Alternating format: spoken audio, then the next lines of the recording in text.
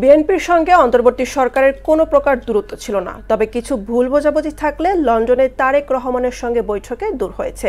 ঈদের টানা 10 দিন ছুটি শেষে সচিবালয়ের নিজ দফতরে সাংবাদিকদের এসব কথা বলেন বন ও পরিবেশ উপদেষ্টা সৈয়দা রিজওয়ানা হাসান। ওই বৈঠক নিয়ে কোনো রাজনৈতিক দলের আপত্তি থাকলে প্রধান উপদেষ্টার সঙ্গে আলোচনার পরামর্শ দিয়েছেন বিদ্যুৎ ও জ্বালানি উপদেষ্টা ফজল কবির খান।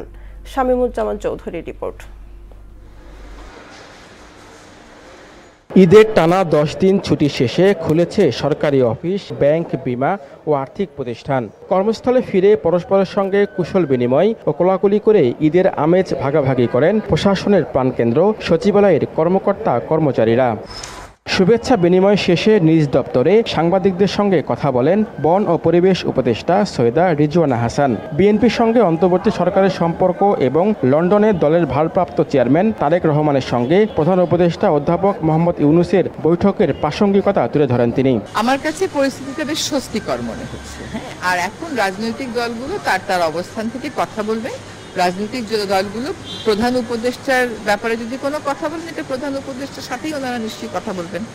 প্রসেসটা এমন, আপনি রাজনীতি বলেন, নির্বাচনী বলেন, গণতন্ত্রই বলেন আর সংস্কারই বলেন, প্রত্যেকটাই ডায়ালগের মাধ্যমে আগাতে হবে। আমি সেই জন্য ডায়ালগটা হচ্ছে এটাকে একটা সুসংবাদ মনে করি।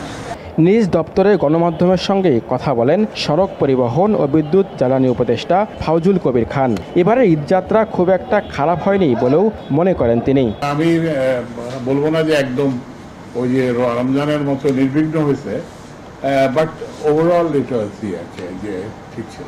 তো আমাদের প্রস্তুতি আছে, আমরা আরো একটু হয়তো ব্যয়বহুল ওই যে তেলের মেশিনগুলি চালাতে হবে, তাহলে আমরা ওই যে 16, 17, 18 যদি যায় তখন আমরা করবো। এদিকে মৎস্য ও প্রাণী সম্পদ উপদেষ্টা ফরিদা আক্তার জানান, এবছর 91,36,007 শতাধিক পশু কোরবানি হয়েছে। লম্বা ছুটি ছিল, আমি নিজেও ঢাকার বাইরে ছিলাম। শামীমুজ্জামান চৌধুরী, মোহনা সংবাদ, ঢাকা। আসলে